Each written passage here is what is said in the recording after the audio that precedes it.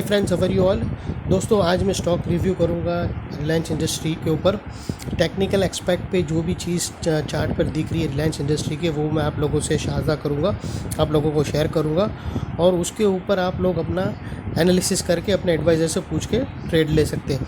मेरा standard disclaimer यही रहेगा कि इसमें कोई भी मेरी बाई सेल होल्ड रिकमेंडेशन नहीं है, मैं सिर्फ अपना रिव्यू दे रहा हूँ। और पॉसिबल है कि टेक्निकल एनालिसिस हर टाइम राइट नहीं होता है, कभी कभी रॉन्ग भी चला जाता है। कोई ऐसी सिचुएशन आ जाती है जैसे माने न्यूज़ मार्केट हो जाता है, या फिर कोई नेचुरल कैलेमिटीज़, या फिर जियो पॉलिटिकल टेंशन होता है, तभी कोई भी टेक्निकल एनालिसिस काम नहीं करता है। तो वो भी हो सकता है कभी भी, एनी टाइम। तो स्टॉक मार्केट है, सारे एंगल से अपना व्यू रख कर ही चलना पड़ता है, लेकिन टेक्निकल एनालिसिस 60 से 70% काम करता है, तो उसके ऊपर ही मैं अपनी एडवाइस दूंगा। तो दोस्तों, अगर आप रिलायंस इंडस्ट्री में देखो ना, तो एक लंबे टाइम से, अगर ये कहना गलत नहीं होगा कि from the beginning of the April और अभी जो एंड ऑफ द अप्रैल आ रहा है, वो तब से पूरा अप्रैल में एक साइडवे रहा है। मोटा मोटी उसने एक बड़ी रेंज बनाया, वो रेंज के अंदर ही ट्रेड हो रहा है। अगर देखो ना, तो आपको मैं बता दूँ, हायर साइड पे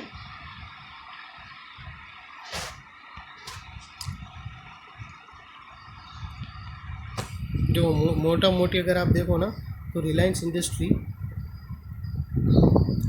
एक हायर साइड पे 2402 और लोअर साइड पे 2307, ये रेंज के अंदर ही ट्रेड कर रहा है। और अगर आप इसमें भी गौर से देखो ना, तो उसमें भी रेंज के अंदर भी रेंज बनाया। अगर एक्चुअली ये मार्केट अप्रैल से ही जो रेंज पे चला गया है, समझ जाना ये मार्केट ऑप्शन सेलर का हो गया है। ये जो प्रीमियम डीके जो खाते हैं ना ऑप्शन सेलिंग करके, वो उन लोग का मार्केट हो गया। जब भी करेक्शन जाता है, ये टाइम कंज्यूम करता है, और टाइम कंज्यूम यानी ये market best for option seller. जो ट्रेंड फॉलोवर ट्रेड है, उन लोग से हाथ से निकल कर ऑप्शन सेलर के पास चला गया। ऑप्शन सेलर दबा के इसमें लोड बना रहे हैं। और इसमें भी आप लोगों को एक चीज़ बता दूं फ्रेंड्स, कि इसने रेंज के अंदर भी रेंज बनाया, यानी इतना छोटे छोटे मूवमेंट है ना अभी तो। ऑप्शन मतलब ऑप्शन वाले लोग के लिए बहुत ही अच्छा है। अगर रेंज के अंदर भी और किसी ने ऑप्शन बाय करा है, उसका तो स्वाहा हो गया है, उसका अकाउंट खाली हो गया है अगर ऑप्शन बाय करके बैठा है।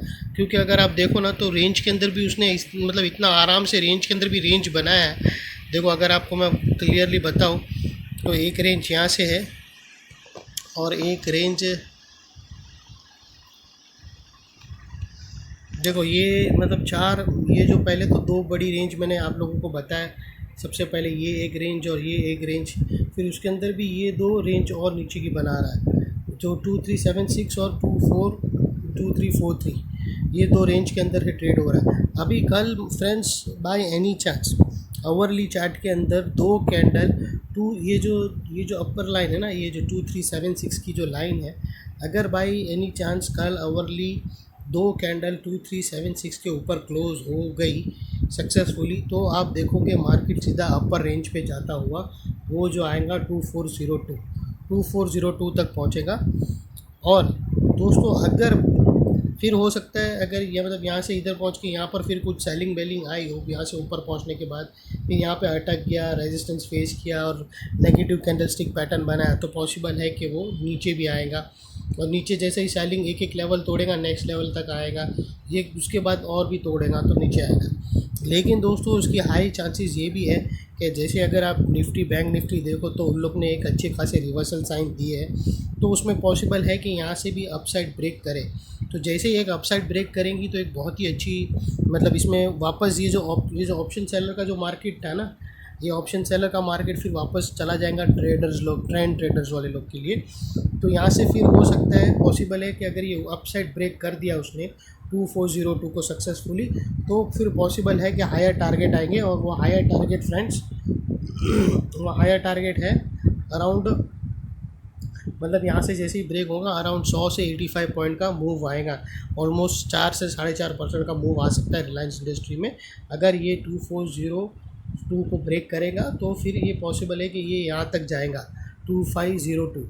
और दोस्तों, आप लोगों को बता दूं कि ये जो यहाँ से ब्रेक होगा, इसके पीछे भी एक देखो, यहाँ से उसमें देखो, ये जो एरिया के अंदर ये जो ट्रेड हुआ है, ये कंसोलिडेशन, अगर आप गौर से देखो ना, तो ये 25-25 पॉइंट के गैप है, मतलब एक दो पॉइंट आगे पीछे है, लेकिन मोटा मोटी देखो ना, तो 2307, फिर उसके आगे 2343, यानी ऑलमोस्ट 25 पॉइंट पकड़ लो, फिर उसके आगे 2373 यानी 25 पॉइंट, फिर उसके आगे वापस 25 पॉइंट। तो ये 25-25 पॉइंट के गैप से चल रहा है। तो अगर आप मोटा मोटी यहाँ से भी देखो ना, तो यहाँ से ये जो टारगेट इसका जो आएगा ऊपर से यहाँ पर भी 25-25 पॉइंट करके ही आराम से रुक रुक के भी जा सकता है।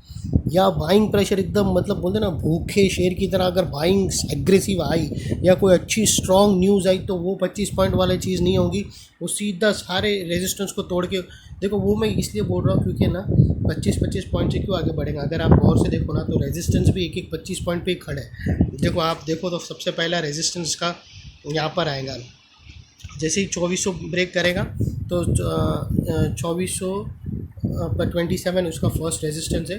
अभी उसको मैं रेड कलर में आगे कर देता हूँ तो तुम लोग को डिफ्रेंशिएट में थोड़ा इजी पड़ेगा। देखो ये 2427 का एक पहला रेजिस्टेंस है, फिर उसके बाद दूसरा रेजिस्टेंस आएगा 2459।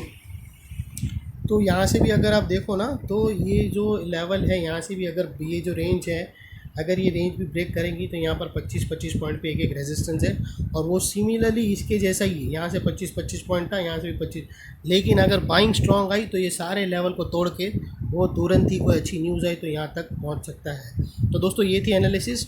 और एक ये भी पॉसिबिलिटी है दोस्तों कि यहाँ से 2500 पे यहाँ पर अगर रेजिस्टेंस फेस किया तो ये जो एरिया है ना वापस वो स्टॉक नीचे भी आ सकता है, क्योंकि ये मार्केट है, इसमें कुछ भी हो सकता है। मतलब ये जो एरिया है, ये जो रेंज के अंदर जो ट्रेड हो रहा है रिलायंस, अगर वो ये एरिया पे रेजिस्टेंस फेस किया तो वापस नीचे भी आ सकता है। लेकिन उसको ब्रेकआउट कर दिया 2 सक्सेसफुली कॉन्जिक्यूटिव कैंडल, तो फिर वो हम देखेंगे 2500 तक, 2500 से 2480 से 2500 तक रिलायंस को आते ज़रूर देख सकते हो। तो दोस्तों ये थी एनालिसिस जिसमें आप लोगों को सब मैंने अच्छी तरह से बता दिया कि भागेगा भी तो कैसे स्पीड में भागेगा और रुक रुक के भी भागेगा तो कैसे भागेगा। तो सारी एनालिसिस मैंने आपको बताया, उसके पीछे रीजंस एक्सपेक्ट टेक्निकल्स के सारे। दोस्तों ये थी एनालिसिस, और आपको अच्छी लगी तो प्लीज़ मेरे वीडियो को लाइक शेयर सब्सक्राइब करते रहना फ्रेंड्स। Thank you.